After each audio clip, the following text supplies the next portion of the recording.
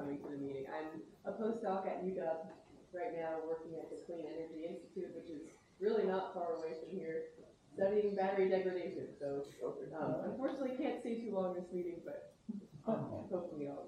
Specifically EV battery degradation, or? Maybe I can. The system we're working with right now is NMC, that's nickel manganese cobalt oxide lithium ion batteries. And so those are, at least in the US, what we use in EVs.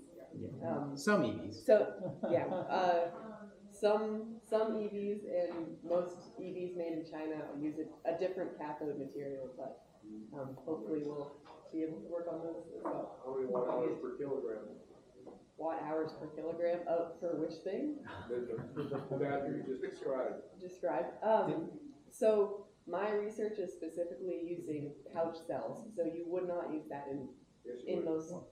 At least Tesla does not use pouch cells. Right. We don't ambush first-time visitors. Sorry. Stump the chump a time or two later. So yeah, my research is we're working on a method for figuring out battery health, and so we're testing it on the smallest pouch cell I could find. Okay. So since I have to disassemble the batteries, I picked a battery I could open with scissors, and that's pouch cell. So yeah. Any chance you come across Dr. Chris Mee at University of San Diego? Not yet. Okay, he's been doing EV battery degradation studies for several years. I can give you a referral. Oh, great. Appreciate it. All right, thank you. Who else is new? You, sir. Hi everyone, my name is Ben Hempstead. I'm a mechanical engineer, aerospace exec, and I built a electric successful commuter and race car a few years ago, electric conversion for my kids, and I decided to turn that into my post 9-to-5 job. And so I started a little company to start converting classic cars into, I use scavenged Tesla modules and various kinds of drivetrains, and be happy to share information. Take a look at my Instagram, whatever you'd like to see. I'm looking for commission projects for the years ahead. Go ahead and plug it. What's the website or the Instagram? It's Current Classics. And you can find me on Instagram at Current Classics EV. So picture in your minds the classic 911 Carrera from the 70s, 80s. Just look for that script. So where would the builds take place? My shop is on San Juan Island, just outside of Friday Harbor. Okay. So full fab shop, machining, welding. I'm not real big on cosmetics. My race car was an off-road car, and so I painted that with a truck bedliner, and that survived 2 teenagers learning how to drive in the desert. So I recommend that, but I'm interested in all kinds of road cars too. Are you familiar with Rudman's truck still running? Yes, and Rudman has a repair bench, and I'll give an update from him shortly. Great. Are you familiar with that conversion company in Bellingham that converts 911s? Okay. It's nice with the battery box, yeah. Yeah. It makes a complete kit, yeah. Yeah. I have a similar setup. I'm doing a 912. Okay. Nice. I've got a client who's got a 66 911, which is super rare and collectible, and a 67 912, which is kind of a dog and doesn't start very reliably. Right. So let's make that one electric. I said, do you want to shift? He's like, no, I don't want to shift anymore in that car. I want to drink coffee and go to the town on Sunday. So we're going to put a small drive unit in that. So he doesn't have to shift anymore. Yeah. My current setup, it's an electric motor bolted to AC50, for you to know. Bolted to the back of the transaxle for the racing gears. And, hopefully I can share a link later through I'll post it on Facebook. Yes, and a presentation at a later meeting. Absolutely, presentation. Any chance you hooked up with Jason Lerner, the high school automotive instructor on Orcus? I don't know the guy on Orcus, but I am connected with the one on San Juan. Okay, he's been, I may be mistaken on which island he is.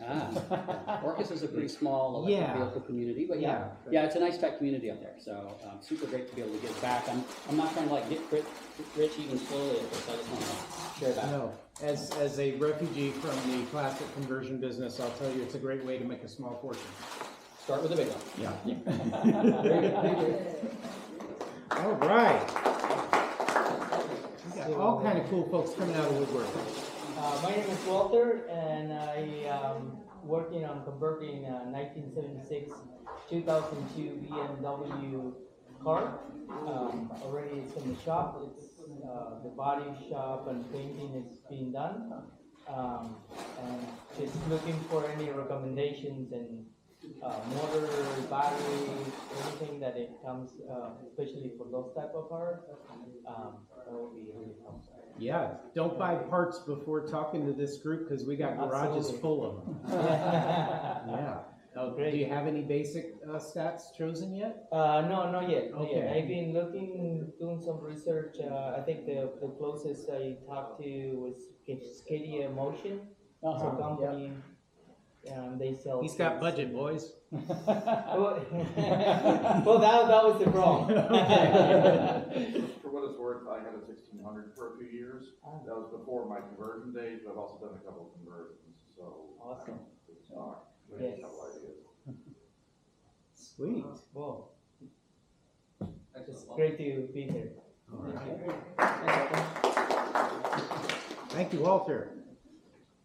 And Hi, now, my name's Glenn Brooks, live in Woodinville. I'm an oddball. welcome home. I'm restoring a miniature train, Okay. not a car, so 15-inch gauge, 12-inch gauge, double ender, which has a motor in each end. So each would have 2 motors and 2 battery packs.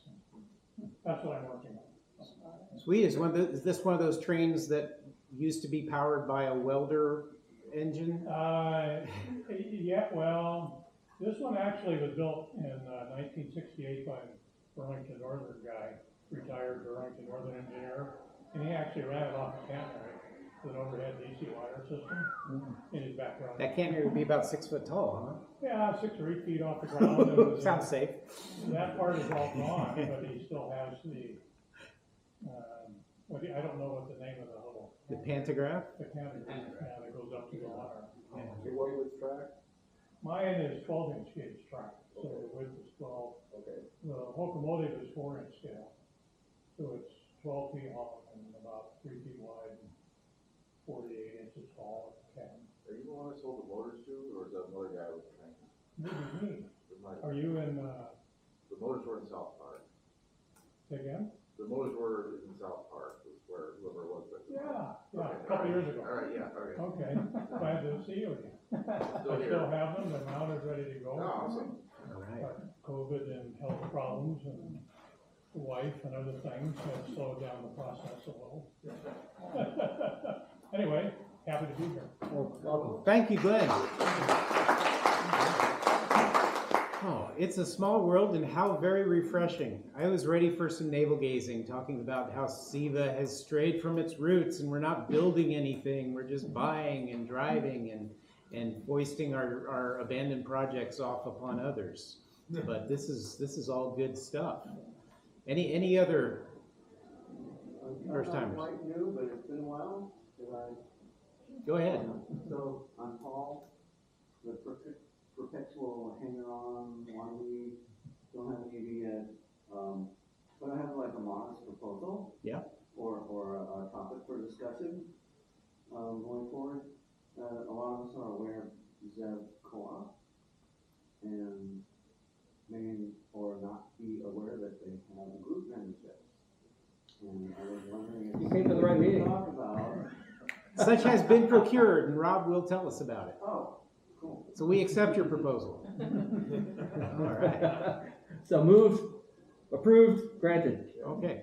So that's a great segue into first item of business. Okay, let's talk about this, and I'll do it by speaking rather than showing because we have AV challenges. So if you are a paid up member of SEVA, you are now eligible for a free ZEV co-op membership. So you once they get up and running, right now anybody can get it for free because they're up and running, but they'll be charging $500 subscriptions or I forget what they call it, but in the future it's going to cost $500. It's a membership, It's man. it's a it's true like, cooperative. It's like an equity investment or something Yes. they call it, right? So, so by being a paid member of SEVA for 40 valuable dollars per year, you get the initiation waived. You are always entitled to the lowest posted rates. So currently there's an introductory rate of $5 per hour. Their normal rate will be $8 per hour. What else? To get signed up, just send me an email to vicepresident@seattleeva.org, or say, "Hey, Rob," and we'll get the ball rolling. I will share a list of the current locations. So they have 3 vehicles in their fleet. They have Chevy Bolts. They have Rivian, which one's? R1T. R1T, I think. They have one ADA van, and I believe they mentioned to me that any new acquisitions they make will likely be Chevy Equinoxes. So current locations, I'll read these off. Port Townsend at the Chamber of Commerce. They have 3 cars there, I believe. Port Townsend, Ole Cap at 7th Haven. Bainbridge Island, City Hall. Central District at Estella's Library. That's where the ADA van is. Plaza North Parking Garage in Tacoma. At Gonzaga University in Spokane. Back in Seattle, there's a new location at Waterfront Place on Western and Spring, downtown. And in Ballard, there's one parked just off the side of the old, formerly known Ballard Market, now Town and Country Market.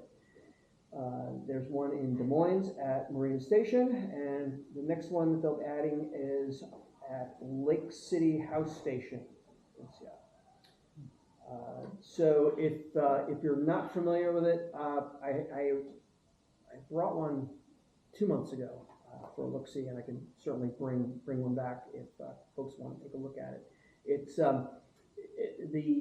It's based on the Zipcar model, where there's a dedicated parking space that you pick it up from and return it to. There's charging there, of course, and you're obligated when you rent it to bring it back at least 50% charge, and otherwise it's pretty spiffy. And they're doing it on the co-op model because they've watched enough startups flourish and fail, trying to make money off of doing this. So hopefully they're in it for the long term. They have some good grants behind them to get things established and up and running, and they are placing an emphasis on underserved markets in addition to the metro centers. Let's see, have I told you everything you need to know? I think so. Any questions? One thing I haven't figured out is with this hourly rate, but they had a multiple day limit on the reservations, but don't post an hourly or a weekly rate. The economics seem to fall off quickly beyond a few hours. Did you open it? They have a bigger long form rate sheet. I don't know if you looked at that and digested that a little bit. Yeah. Because I'm always looking for the monster Christmas road trip rental vehicle. That's the last thing that I do with gasoline these days. There's some sort of so we can pick up that question with them. As a member, you're entitled to reserve your vehicle up to a month in advance, which is a bump. I don't know what the limit is otherwise. And then there's some sort of member mileage rebate or something that you get based on however the co-op is doing, I guess, on a given year. And I have a question out to understand exactly how that works, especially because they call it a mileage-based benefit, and they charge by the hour. What's the conversion factor there? I don't know. So I will share more of that, and we'll have a link to the slides in the minutes for more details, and I'll get them added to the website as well. Those mixed metrics can be very profitable. LeMay Garbage was sold for $330 million, and his was the last landfill in the state to convert to per ton. For decades, he'd been collecting by the cubic yard and paying tax per ton. using a proprietary conversion factor. Okay, that is good news. Has anybody else used a ZEV co-op vehicle yet? Their emphasis on equity has been one of the more difficult parts because they used to have 2 sites in Tacoma, but the Salishan development instantly had the cables cut off the charging station, and they repaired it, then they replaced it, then they put a steel cage around it, but there were gaps big enough to shove a piece of rebar through and just poke the thing to death. So they pulled out of that site. Has anyone been able to take advantage of the Washington Instant EV rebate? Hurry, it's a limited time offer. You, sir? Yeah. Excellent. Because they're running out of money. Probably got 2 weeks of life left without a cash infusion. There was, I believe it was a $45 million allocation from the legislature for the first year. And by the end of September, they'd already spent $33 million in the first 2 months of a 12-month budget. They say that they have like 11 million left. Yeah, Something like that. 10 and change. And of course, this is not a failure of assumptions or planning. This is a runaway success. So hurry out and get while the getting's good. What was the deal? It's basically a 10% state buy down on the capitalization of a lease up to $9,000 if you release a $90,000 vehicle and you have a claimed income of less than $45,000. But don't worry, you don't have to prove that income. You just have to sign an attestation. And if they do find out you cheated, there's no penalty. There's $1,295,000 left as of today. Oh, somebody who should be tracking that very closely. How many Model X's have gone out under that program, would you say? Not many. Not many. Okay, that's good, because when I challenged them about that formula, they said, well, we just want to give people all the options. They're not actually going to do that.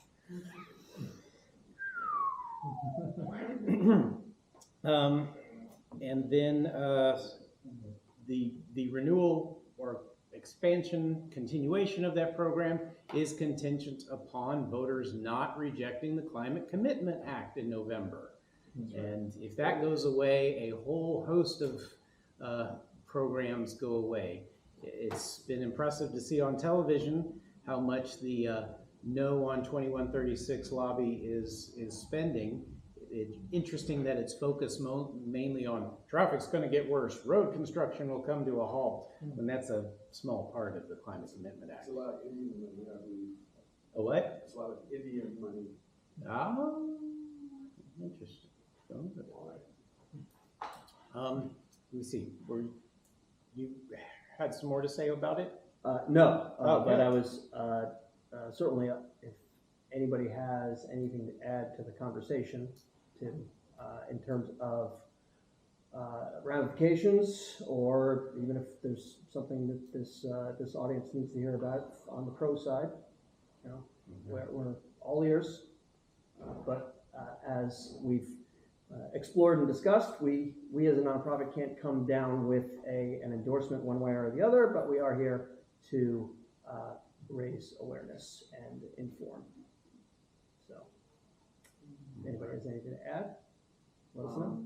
Cascade Bike Club is sending me email saying it's gonna be terrible for bike infrastructure and all that kind of stuff. Right. Micromobility is a big focus of grant dollars from the state under this plan. My humble opinion, more than justified, but they're big winners under the Climate Commitment Act. All right, and on other governmental issues, we have the return of the Rivian bill. You may recall that while Rivian was in that Great Corner location, people couldn't actually take test drives. They could not buy a vehicle at that store. They could just look and touch it and sit in it. So they want the same privileges as Tesla has enjoyed for many years. Grace, you want to tell us more about it? Let me just tell you what I know, which is not a whole lot at this point, is that Hannah Steinway is the lobbyist for Rivian, and she contacted us last year. She came and visited us, told us a little bit about the advocacy effort that she's working on to try to be able to sell Rivians here in Washington. I mean, they've had a hard time. Same with Lucid, because you're probably aware we've got this silly law in Washington that says that you can't sell a car unless you sell it through a dealer, except for Tesla. Tesla got this exception because they had already built their stores here and were selling cars before this came about. And they just about lost it. The legislative session of 2014 is the legislature decided to take it away, and it took a huge effort by a lot of Tesla owners driving down to Olympia and parking their cars out in front of the Capitol. You were one of them. Yeah, that's right. To make sure that we didn't lose the right for Tesla to sell vehicles here. But as you probably know, Rivian and Lucid and some of the other manufacturers who want to sell cars here, they are not allowed to do test drives. They're not allowed to talk about prices. They can tell you, go look at our website. You can order online. That's all they can say.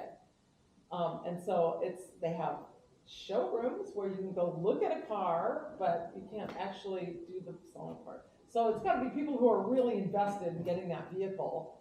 It makes it really difficult to reach a broader audience with your wonderful new vehicles that are going to save the planet and save you a lot of money on gas and all that great stuff.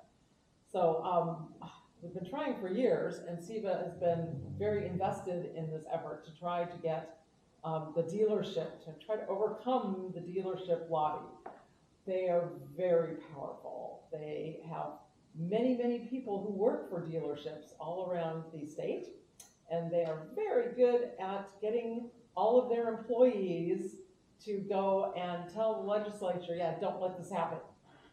Because, of course, the dealership model is like they're the middleman, and that's the only way they make their money is going between the manufacturer and the person here. They say they're just here to protect you. But you know what? Tesla's been doing a pretty good job of protecting its customers for many years that it's been selling cars here since 2010. That's ancient history. Yeah, 2010, exactly. Yeah. Last time we testified in favor of the Rivian bill, I coincidentally followed another speaker into the Capitol. There's this really nice looking classic Rolls Royce, and it turned out to be none other than Brad Brotherton of Brotherton Cadillac. And he talked about how dealers are such a vital member of the community, and they sponsor little league teams and pay family wage jobs, and you're not going to get that with these non-dealer manufacturers. So protect your local community. And yet, the general public by far does not like car dealers. Matter of fact, people will tell you one of the worst things they want to do in their life is go to a car dealer and haggle for a car. And so we know that the general public wants to see this direct from the manufacturer model. It's just getting past that dealership lobby. So it's going to require some really broad outreach, and I hope we can work on that this year. Hannah says that I want to see if you and the SEVA folks would be open to meeting with us in October. We'd like to update you on our latest efforts to advance direct sales in Washington and close the Tesla loophole. This remains a major hurdle to EV adoption in the state, and your insights and collaboration are critical to this campaign. They would like to get together last week of October, and so anybody's interested in getting in like on a conference call or something, I think we could probably do that. But we'll definitely put together a report of what the efforts are and what we would like folks here to do to be able to help get this bill started. I mean, now is not too early to be working on the legislative session coming up in January. So just be prepared, get your computer fingers warmed up, because there's going to be a lot of writing and calling your legislators a really, really big thing to do. Especially since we have a group that's spread out quite a bit around the Puget Sound area, we can do reaching a lot of the different lawmakers with our message. So we'll put together some talking points on that and send them out, and you can just like forward or just call your legislator up and just leave a message on their voicemail and say, hey, this is important, do this. I mean, we've been trying for so long. Hopefully this year we'll get a little bit further down the road. question? Well, is this even worth doing? Haven't you seen all the media coverage about declining EV sales? Yeah, well, not being able to buy them kind of doesn't help that, does it? And were they actually declining? No, they're not. No, they're not. It's just a failure of estimation. Only in government budgeting and auto sales prediction can a record increase in sales be spun as declining. We passed 10.2% national EV market share in August for the first time. 10%. 10%, that's huge. Often considered 5 years the ago, tipping we were point like 1.2%. for mass adoption. Yeah, So, yeah, and 10% nationally. 10% registered Yeah. vehicles, which is pretty darn great. I thought that was new car sales. It was new cars? I thought it was registered. No, it's new registrations. New Right. registrations, Okay. yeah. But in Washington, in King County, we're over 25%. So that's pretty darn great. And during August, with all the bad news about the EV industry, that was a 17% year-over-year increase in sales. Yeah. Only 17%. Yeah. None of this exponential growth that you've been hearing so much about. I don't think that's ever happened in any category. I tried to look up the adoption of the iPhone and one other thing that I had seen previously Right. compared, and the graphs were tracking a year ago. I don't know if they have diverged. Thanks. There'll be more policy issues coming up. We'll be briefing you on them. Yeah. Sounds good. That's great, thank you. All right. Thanks, Grace. And we need more policy activists and newbies. I see a newbie that has not stood and been recognized, and by her garb, she appears to be a UW student. Who are you, and why are you here? I'm Lucy. I'm his daughter, but I know UW now, so I can come to these meetings. All right. Thank you for coming. What do you think about the Caterpillar? Mom doesn't like it. She hates it, but it's a little game we play. And when we asked my son what he thought of it, he said, "You look like you just washed out of Top Gun and are applying for Reno 911. So it won't be here next month, but we can have fun with it in the meantime. And UW has more than just the Formula E program that we've worked with in the past. What's some other exciting EV groups? Another EV group that I applied to was the e-truck team, where right now they're working on converting a semi-truck to fully electric. So They're gonna. I'm in the college engineering, and I declare my major at the end of the year. I'm looking at environmental. Bingo. Did they get a semi-truck donated to them? I'm not sure, but I know they have it, because they're in their second year. Ooh. PACCAR is the main sponsor of that. Oh, PACCAR, no wonder. Oh, so it's like a new vehicle. Brand new. It's an extension of the research they do up in Mount Vernon. Oh, yeah, of course. That's fantastic. Well, that's exciting. I was picturing the veggie truck redux project. Oh, they bring it to our workshop? Oval races. That'd be great. We should. In England and other insane places. I hadn't seen it. All right. Well, Pacific Raceways. Are you still racing at Pacific Raceways? The season finished. How did it finish? I made the third of 6 rounds. Somebody else from our track won. Is Tesla. It broke the finals in Vegas around Halloween. This week, but he made it 2 years with Pat, which is a pretty significant achievement. And he does have a test bench set up in the house to provide ongoing service to Manzanita Micro battery chargers. I've got one that's blown up sitting on the shelf, so I'll be sending it to him. And I'm not sure whether he'll be repairing Zilla controllers, because Oakmar took the production equipment back with him to Corvallis, Oregon. I haven't heard anything about him providing Zilla service yet. Anybody familiar with the local battery startup Ecelix, E-C-E-L-L-I-X? They're in Ballard. Looks like they're close to Electric Era Technologies, the battery buffer DC fast charger startup.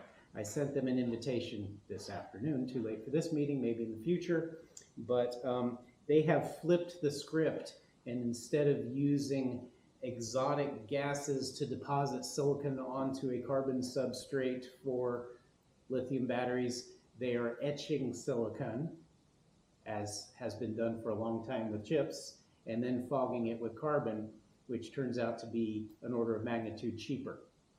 And they've got, you know, benchtop batteries being demonstrated now, and they're starting their pilot production line in a basement in Ballard. Problem with silicon is the cycle life because of the crystalline structure. Breaks just like solar cells. Well, I don't know about solar cells, but it breaks down, so the cycle life for that isn't very much. But they have found a way to dope it, to make it so it doesn't do that. In fact, Tesla started to add that to some of their batteries. Mr. Bryan. Just as a random data point, some article I was reading, while I was eating dinner here before coming to the meeting, it was mentioning that GM, Chevrolet, have been getting their cost to produce batteries down to, I think they was targeting $30 a kilowatt hour in 2025. $30 a kilowatt hour. Brian? On that note, we're recently, GM also dropping the whole electronics for the whole Ultium. Yeah, same article. They just got up to speed with Ultium. This is so GM. The next sparkly object that's out of reach. The next sparkly object is LFP.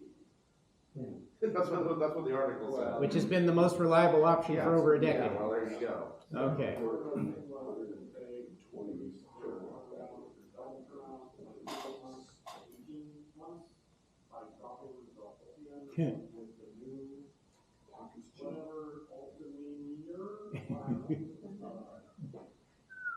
Still a power cell Wow. on that? Yes. Oh, okay. Okay. Prismatic. Well, prismatic, okay. This is just how cells the box. Right. Speaking of rapidly changing battery technology, you remember the good news from last month that Stephen Johnson had finally found a recycler to accept his stash. I took half my stash there, and they were accepted for free, primarily lithium iron phosphate batteries. And the next time they showed up, they said, "Oh, no more of that. We had to pay 40 cents a pound to get rid of it." And I had delivered 731 pounds. Oh my goodness. Oh no. So I paid them 40 cents a pound for the last couple hundred pounds, but they're not too terribly excited about staying in that business. But I didn't mind skewering it to them because it was a long-standing local recycling company that got bought by vulture capitalists 18 months ago and fired all the knowledgeable managers. So let them learn their mistakes. But we are once again without a free recycling option for dead EV packs. Yeah, continue working on it. So how much is a EV pack for, how many pounds? I'd say nowadays 800 pounds in a decent pack at least. Sure. Yeah, so 320. Is that 320 or 3,200? 320. Okay, 320. Small fraction of the cost of buying it new. It at least is less to get rid of it than it was to buy it, which is not the case for dormitory refrigerators. It's $83 to get rid of one of those at the Tacoma transfer station. $30 for dinner. Yeah. Recyclers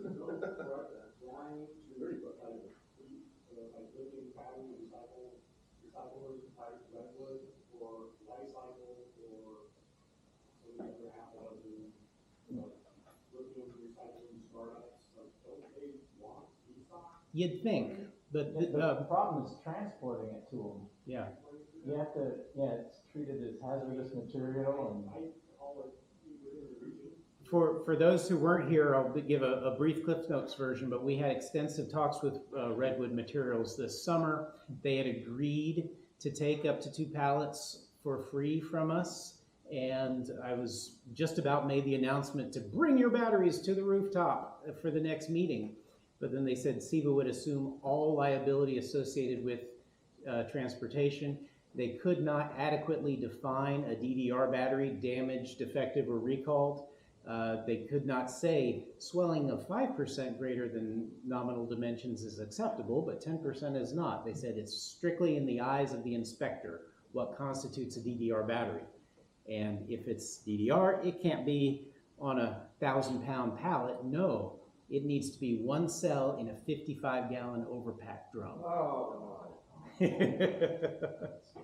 Wrapped in glass foam. So it's just absurd. And the voltage of the cell, if you brick it, put it at 0.000 volts and check it again a week later to make sure, doesn't matter. It meets the definition of inert at that point, but they don't care. The federal regs don't allow for that. So that's why we didn't do a group disposal with Redwood. Their facility is in Nevada, so parts would be transported to Nevada. Okay. A record-breaking Cybertruck run, pulling the last bit of charge out of these orphan cells as you head south. That sounds worthy of a YouTube video. Uh-huh. All right. I can see them all swell enough to pop the bed of the Cybertruck. Okay, we blasted through our agenda. Any other items for the good of the order? Yes, sir. I had an experience last week that maybe I'm the first one to have it.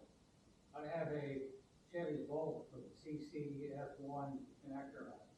And I heard that you could now get an adapter and you could hook up your Tesla. Yep. It's a straight pass-through. GM one takes 6 weeks to get it. I got it overnight from Amazon, a third party which no one ever heard of. I put it in, so I decided to find myself a Tesla charger, so it's on, and I found the one that's right there by PCC with the Ballard Bridge. So I went down, I went down there, it was totally filled with Tesla. So I said, well, maybe I should test this early in the morning.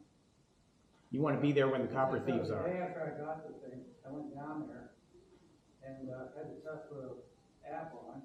I couldn't find that charger. And so, well, I figured because I didn't have any cell service down in the basement of the building. That was not the case. So later on after research, I found that when Tesla did that, they only did about 50% of the chargers. And the rest are shut off to the people with adapters, unless they become a member for $13 a month. Okay? I think that makes it. So when it attempts the handshake and doesn't get the response that I'm a compliant Tesla, it won't. So it turns out, in reading about it, that Tesla has 5 big cities where they shut off all the Tesla chargers in those cities to anybody who's a Tesla or a member. Okay? And Seattle is one of them. So there's no, so when you go to the Tesla app, you don't see any of the chargers in Seattle. Okay? And well, part of this is because Tesla owners did not like all of that riffraff coming in here and charging up. Okay? And of course, you got all the problem, our connectors are in the wrong place and all these other issues. But at any rate, I sent my adapter back. well, So, yeah, to add to that, I know when Ford first had it, NACS to CCS, there were other companies that had those adapters out, but it was only the one sold by Ford that worked. So I got a third party one. and I don't think, what I'm saying is I don't think the third party one would work if they went Ford. What? I had to go to Shoreline to test it. I was the first one outside the city. Oh, it did work, okay, It good. worked. Well, there's a video where somebody goes and has all these third parties, and he shows that all of them work. Yeah. Because with CCS to NACS, it's a straight pass-through, no contactors or chips.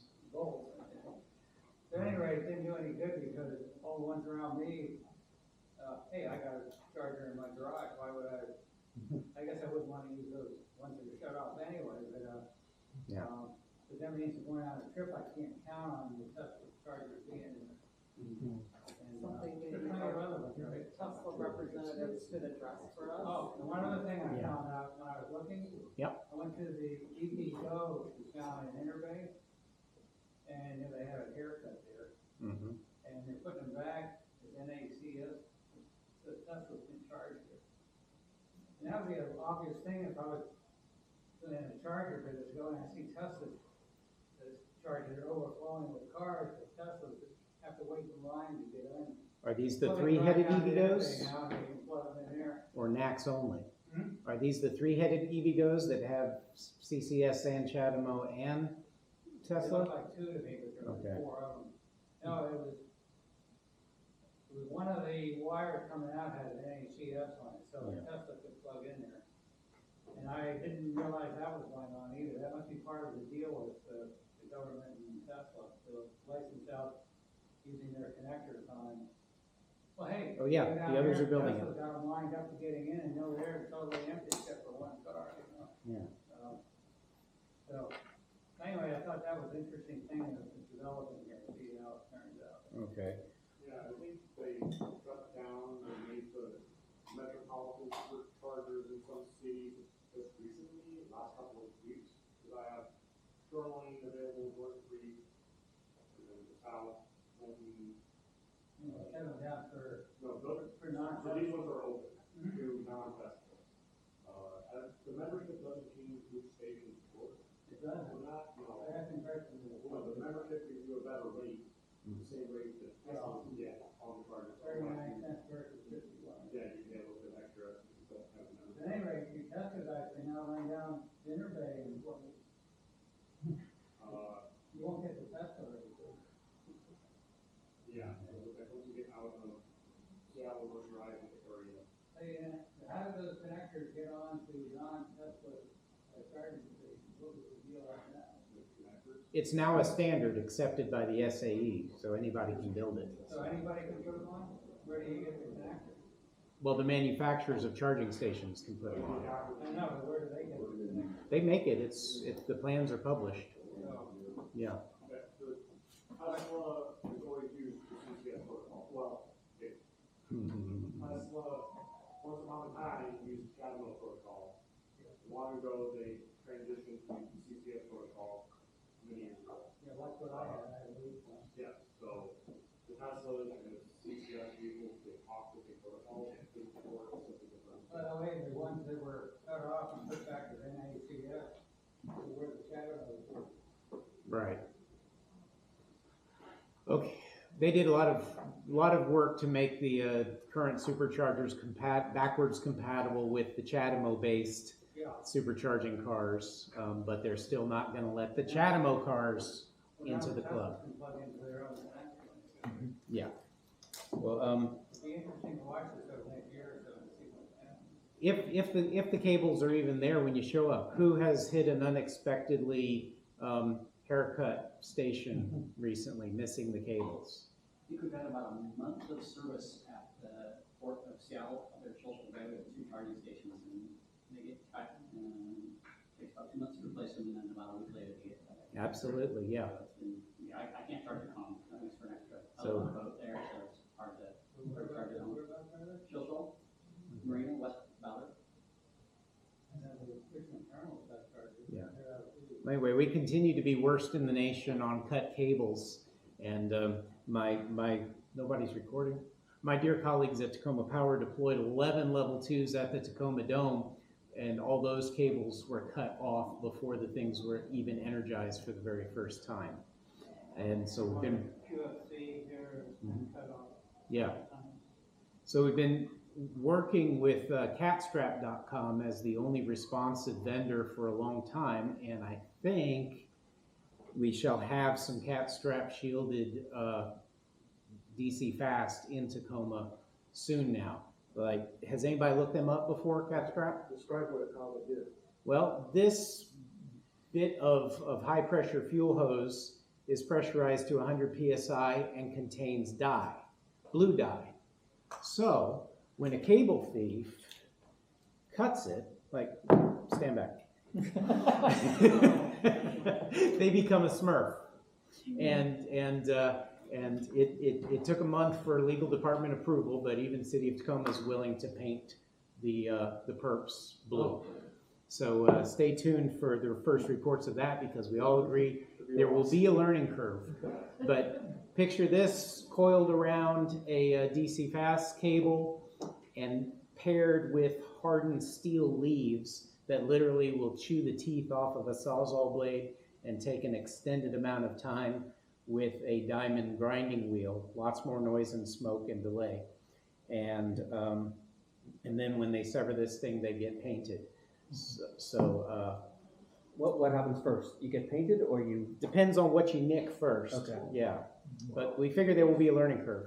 There's like parts of the house near recently installed cables that will surely get cut within the next day or two and guarantee them some burps. What part of defund the police did you not understand? Isn't just a big Tesla generator on top of all these things that activates proximity? And Anyway, it continues to be a problem. People are still working on a solution.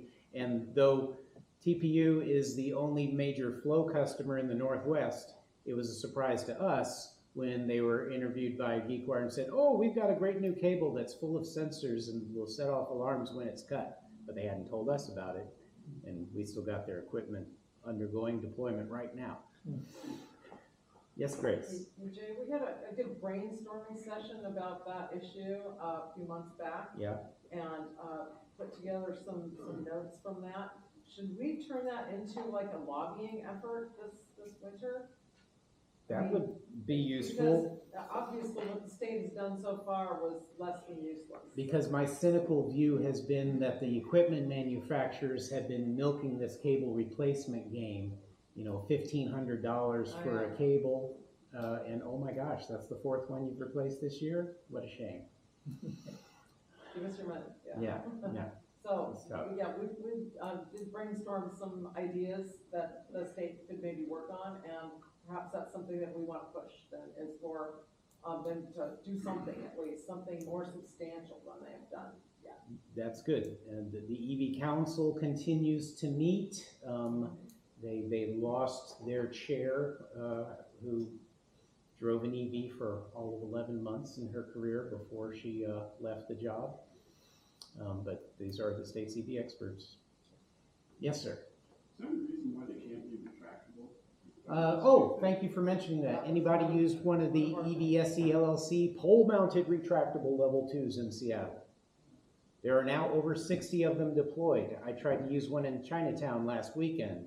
It's 12 feet up a utility pole, a box. You have to summon it in the app, and then it drops down to you. And unlike most curbside EVSE, you don't have to drag it across your roof or your trunk to plug in on the driver's side. That's facing the center line, not facing the curb. But I'm not aware of any that were installed in a bank. They're all onesie-twosie. So like the one that we were driving towards, it's available, around the corner, up, there's a plug-in Prius pulling in. So back to that problem of only having onesie-twosie distribution, but I'm not aware of any of those having their cable stolen yet. You have to enroll in the app to expose the cable. Have you seen the ones that are at ground level, that have half-inch steel around them, and you have to unlock it and pull it out, and it pulls itself back in, locks itself in afterwards? That sounds like the one I'm describing. City Light decided to deploy their first few on 3-foot tall concrete ballards instead of 12 foot up a pole. These are almost impossible to get in. It's connected back inside, I think the door shuts. Yep, that sounds like EVSE LLC. Unlocks the door, you can pull it out, do it, and you gotta let it go back in again. It'll pull it back in. Yeah. Obviously, it can't push it out. The two tests I haven't seen is if it will pull you up if you're hanging onto the cable, if it can be broken that way, and what happens when a monkey tries to climb the vine. I haven't seen one that wants to 12 feet up. Okay, in Chinatown, right a block down from Hong Kong Bistro. It hasn't been vandalized yet, right? Not yet. Okay. Do we have any developments from our Underdog EV? Underdog EV was having trouble with the permits, and in the delay in permitting, he's losing his interested customers. That's been his quandary. There's a company that advertises on KUOW. That's them. Oh, really? Okay. Yeah, I'm not aware of him having any successful installations yet with that business model. Did you read that message about using an old EV to reserve your parking spot while you're away at work? I didn't surprise me that the guy who's actually doing that whose name is escaping me right now. He's been big time on the internet for years. He founded the Nissan Leaf third-party battery replacement resource, which maps out all of the charging station, all of the battery swapping businesses, but didn't bother to tell us on that list that he was now driving a Tesla and just using the Leaf to save a parking spot and never upgraded his own Leaf battery. And I tried to get an update from Scott at EV Works. Last I heard, they're first in the nation 100% aftermarket, new Chinese manufactured 40 kilowatt hour battery, installed, plugged into the 2011 Leaf, and worked without any glitches. They should be over a month into testing right now and releasing that, but initial pricing was going to be about 12 grand. 12 grand? Yeah.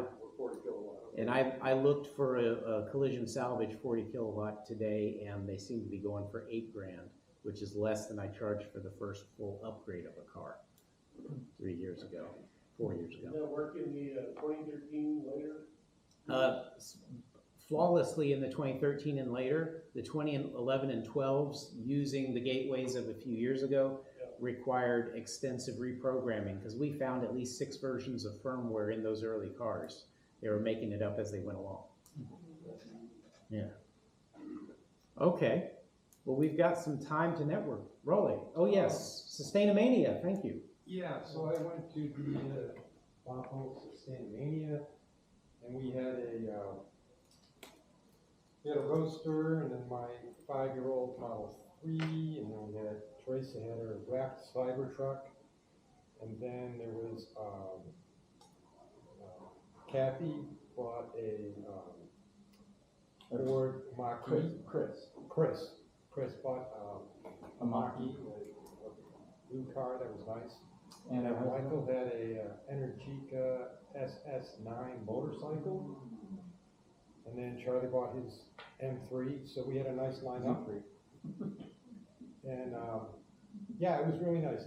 It's a low-key kind of show, which was it's fun. It's fun to go to Greenwood, but you get worn out talking to everybody. So the Bothell Sustainamania is really nice, and we talked to quite a few people. You get to talk to people for a while instead of just a few seconds, because there's not so many things to go look at. And the Sustainamania itself is about people are selling handmade soaps and bags made out of recycled fibers and things. So it's a small show, but it was a lot of fun. Excellent. Yeah. We had good attendance too? Oh yeah, I'd say we talked to quite a few people. Yeah, there was a good steady flow of people walking through, looking at the different booths and talking to us about the cars. Yeah. But the Electrify Expo happened last month as well. I don't think we've talked about that here, but it was. That was since our last meeting? What? Seems so long ago. Yeah. So yeah, that was mid-September, and it was held down here at the University of Washington parking lots down there, just north of the stadium. It was pretty well attended. I think it was a smaller footprint than last year, which was held at Marymore Park. They basically said there was a scheduling conflict, which is why they came back here to the UW. I think concerts were still going on at Marymore, so they plan to go back to Marymore next year. Oh, that's good. But yeah, it was a well-attended event. The best conversion was won by Peter Lee again. He won last year at Marymore as well. 356. It's a 1955 Porsche Spyder replica that was converted to all electric by Moment Motors in Texas. But it's a beautiful looking car. So that was one interestingly, there were 3 conversions there. Well, no, 3 cars that were SIVA related. Peter's Porsche Spyder, which is a convertible, my Z3, and Mark Schnell's Roadster, which is not a Corvette, but they're all convertibles, you know. And Rain. anyways, Peter won for best conversion. My car won for best coupe. I think it was maybe the only coupe.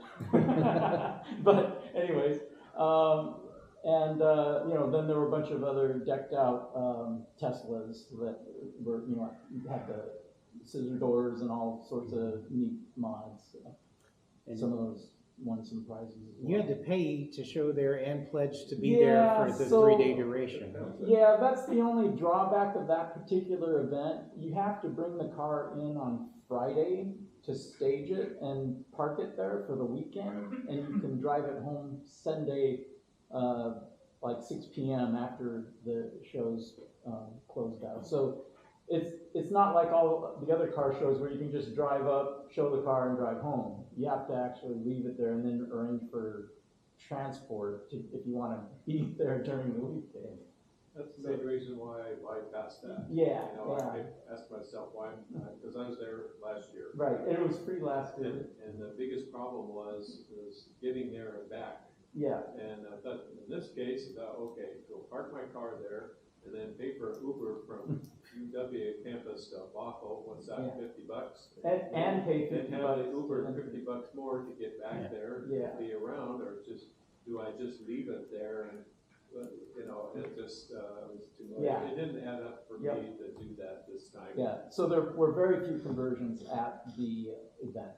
You think they got the point and their potential to negotiate better terms next time? I don't know. Yeah, I kind of. Because the organizer was quite unresponsive to messages from SEVA itself. Yeah.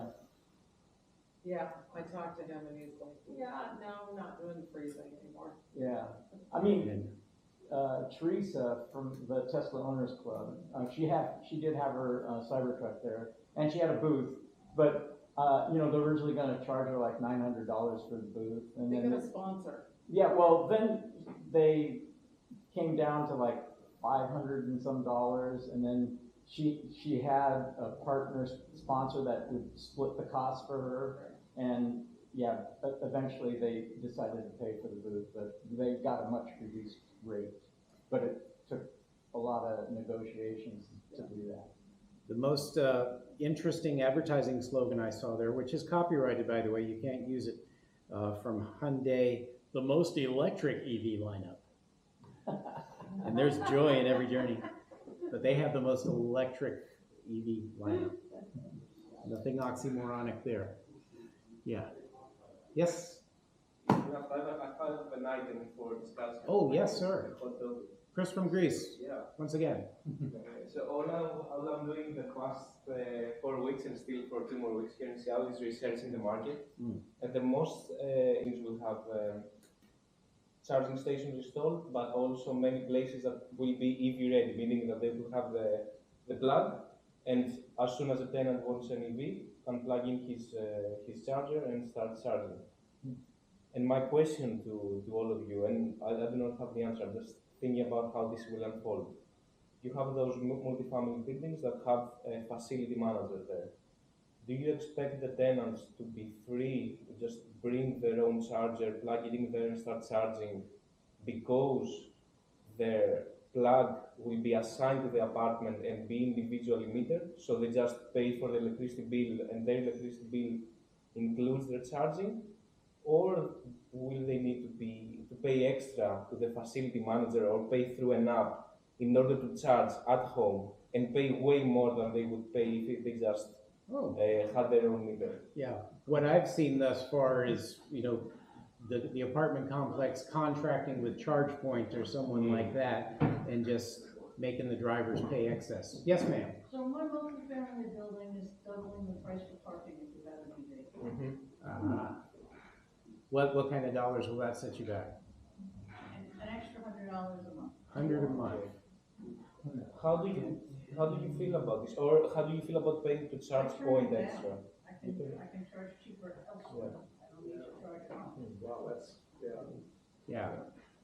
The whole problem, speaking of somebody who has a couple of apartments, is the infrastructure is very expensive. Oh, yeah. So, yeah, if you're building brand new, you know, the incremental cost is negligible from putting in the mandates basically say in most cases you just have to put in a conduit, and you have to have a big enough initial service to the building to feed some percentage of the parking spaces. And with any of the luxury stuff, you know, with markets going the way they are and on market share of EVs, everybody's gonna put that in anyway. The problem's gonna be more the older And my building's 12 parking. years old, and they have a dozen charging spots. Okay. They've just found that demand now exceeds a dozen in the building, so they can sell them at a premium. Yeah, so that's the desire for the spot, not how much electricity is being consumed, because that $100 could buy you 4,000 to 5,000 miles worth of charging in a month. Yeah. You're a heck of a driver. Okay. A question I have, probably you're more experienced on this than me. In new construction, wouldn't it be possible to just include those like plugs, those EV ready plugs that are assigned to each parking spot, match them to a specific apartment and have them metered through the specific meter of that apartment to avoid having to pay to charge point, right? I don't believe the utilities would cooperate with that. It depends a lot on the way. Expensive for utilities, they will not want to do It that. depends a lot on the layout of the systems. I mean, if you have one meter and you've gotta run the power of the apartment through it and the power to one plug way over there in the parking garage through it, that's might be a lot more expensive than a sub-metering system or something, you know, designed to do just the charging part and then bill that particular piece to the tenant. But yeah, then you gotta deal with that infrastructure and somebody to manage that and markup and all that. Now, that has been the hope of load management programs from the utilities. If they contract with the EVSP, like Puget Sound Energy did a pilot with, anybody got a free juice box from PSE about 6 years ago? If you signed up, you agreed that they could interrupt your power every once in a while for high demand events. And of course, an advanced EVSE like the juice box also records and reports your consumption. Yeah, the third party, Yeah, third party. And NLX has shut down Juicebox. Yeah. Another tale of a big international corporation buying out a scrappy, innovative startup and running it into the ground after gutting all the value out of it. On the topic of charging for power, at the Port of Seattle, the system there charges for the time that you plug in, not for the electricity. That's illegal. I dug into it a little bit, because people in the community said, well, we've got the charger that can suck down, 4 times as much. I have a very small charger in my car, so I'm paying to sit there all night. It's very expensive. And Tesla comes and gets the same amount of power in an hour. Can we charge for the electricity? The court says, no, we only charge for the time that you're parked there. You can't charge. So I dug into it, and I actually found state law that is about 100 years old that bars non-utilities from selling electricity in Washington. I'm sure someone here has better information. Yeah, that was superseded, and there was all more recent law as of January 1st, 2022. You may not sell charging based upon time alone. You have to bill by the kilowatt hour. And Tacoma Power Stations used to be $2 for 5 hours. This site still charges dollars per hour instead of cents per kilowatt hour. My rate is $1.25 an hour for the first 3 hours.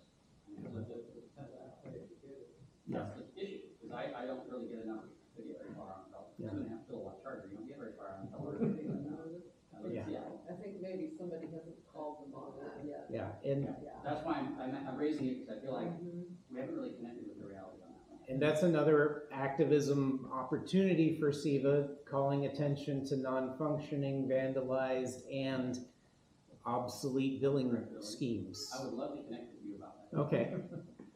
I mean, the ones here are not compliant with state law. Correct. Excellent. Okay. So, on the topic of the multi-tenant stuff, there's been a number of companies for quite a while that have run like multi-tenancy EVSE equipment that has like billing for the residents that they can use batch rate and who's got charged or whatever. I recently ran across though another company doing something similar out of Canada, like Recharge Vehicle RVE rde-usa.com or rde.ca. So they're doing something similar, except that it's at the outlet level. Bring your own EVSE, but then the outlets have, some activation and management system, like without using the bridge and metering on it to charge that it's appropriate for like shared parking locations that cut out the EVSE pricing, right? So there might be an even cheaper way without accommodation. And there's several startups, one Brian Gronkmeyer, who's not here tonight, but they're relying on vehicle telematics, and I'm not a fan of that approach because the telematics go obsolete faster than the motor in your power seat of a 1980s GM.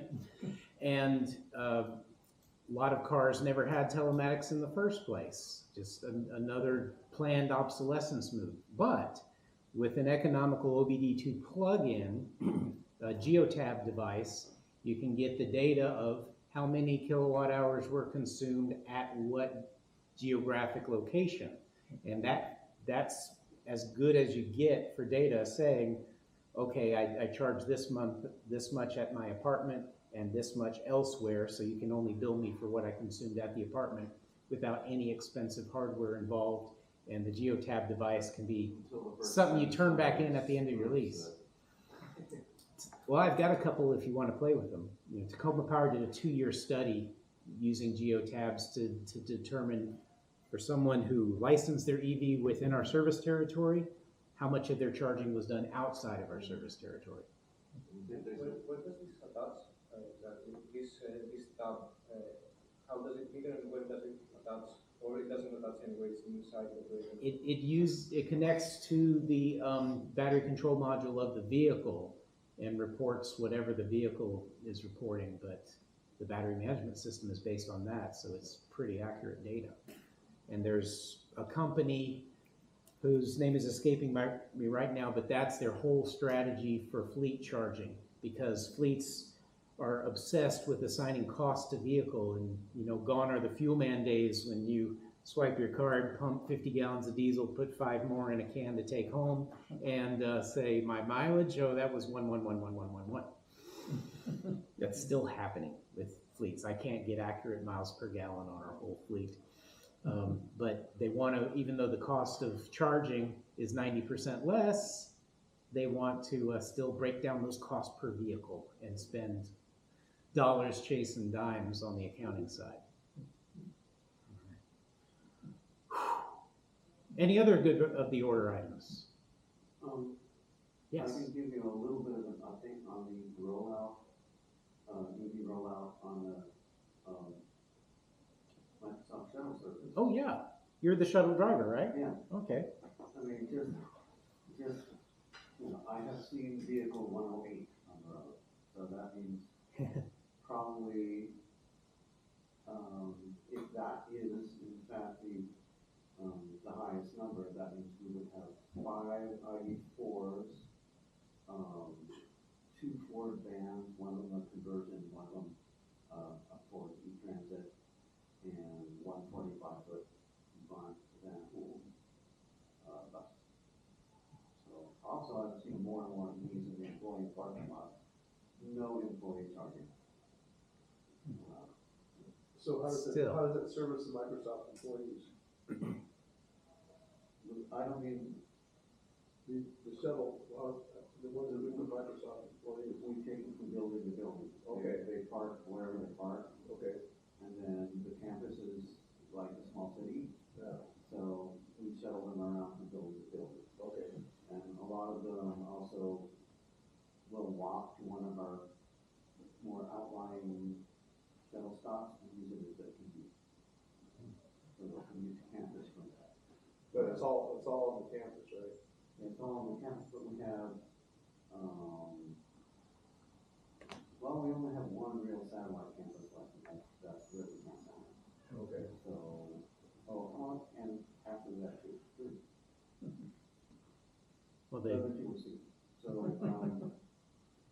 yes, things happen, but, so people will walk to these outlying ones from wherever they live, and then just use the shuttle as their commute, because So they got they free employee shuttles, but they won't even let you pay to charge your car. Yeah, for the employees that drive the vehicles, but the Microsoft employees have, their own garage. We can't park in the Microsoft garage. So they have their own separate facility where we park on. Well, guess what? It's better in the public sector. So you can pick up from the light rail, right? And then go from there. We do have, the new, the Donald station is one of those stops. Okay. Stay tuned for a job application from Mr. Yarmark. No. But any other public servants involved in EV charging here? Okay, just a little update. The cities have been doing a relatively good job of trying to provide EV charging to their employees, but there's been a real mix of paying through the nose for ChargePoint and spending more money on administering the system than it would cost to give away the power. And in what I believe is record time, I've pushed a policy through Tacoma Power in the city of Tacoma that will recognize the 1996 precedent set by the Department of Ecology in Washington, allowing you to give charges away to state employees or persons doing business with the state. And we would accept that at the local level. So it's not totally passed, but it's been through legal review and is before the Joint Labor Board and all this stuff, that city facilities will allow employees to charge at no charge. And I was told 3 months ago that it would take 2 years to push through that policy, and we're hoping it could be a precedent for other local governments.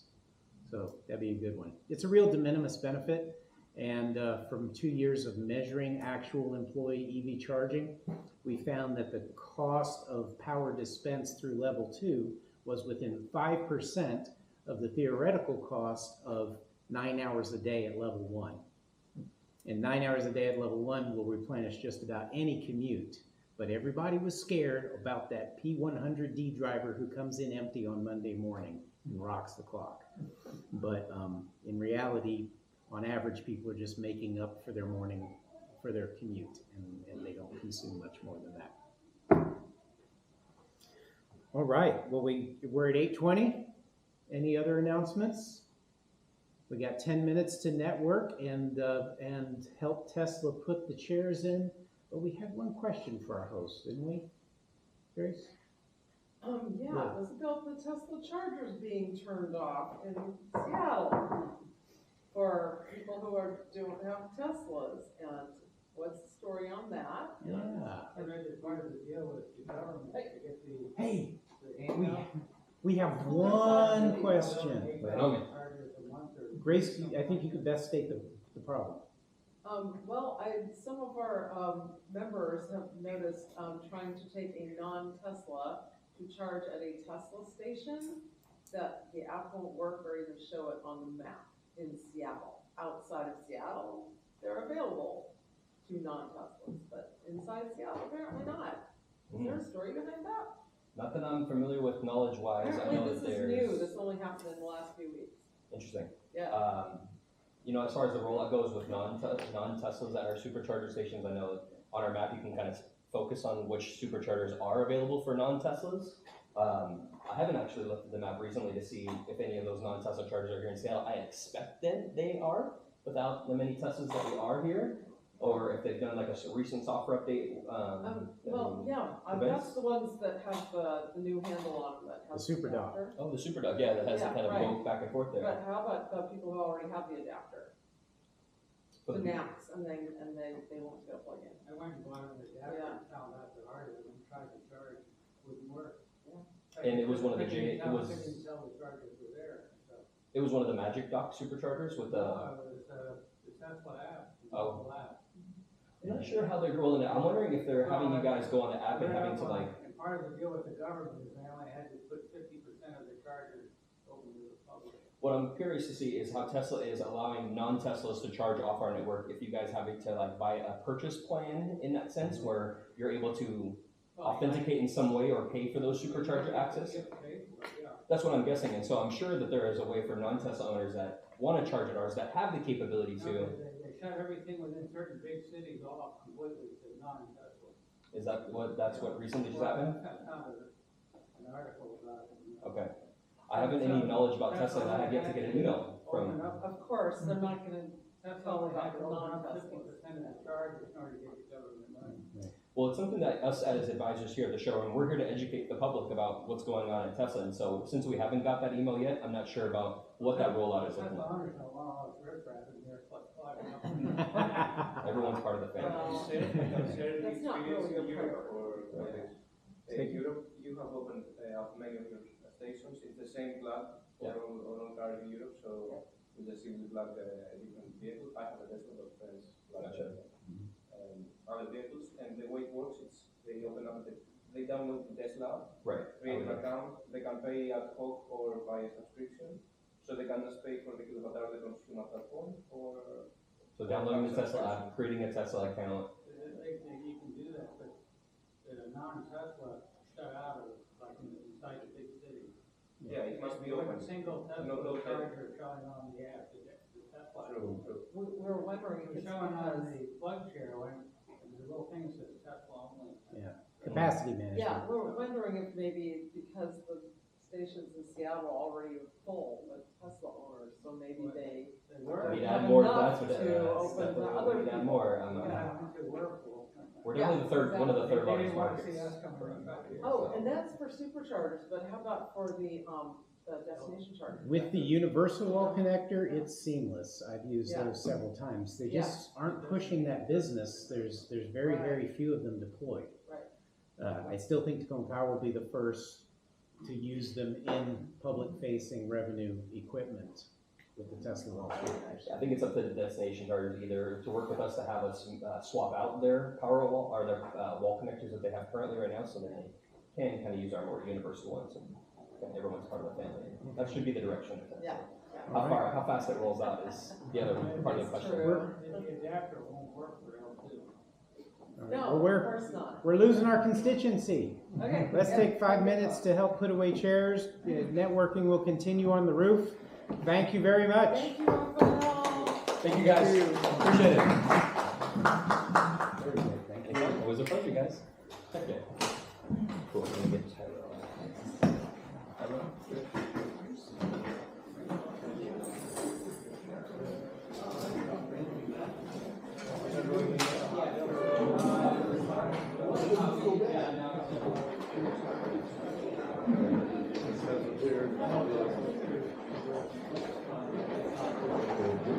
Thanks for hosting.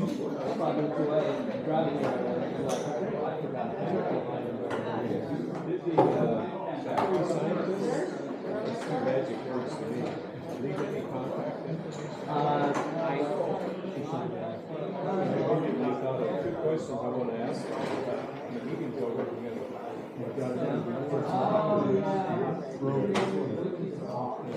Can I also leave my email for your newsletter? Yeah, please.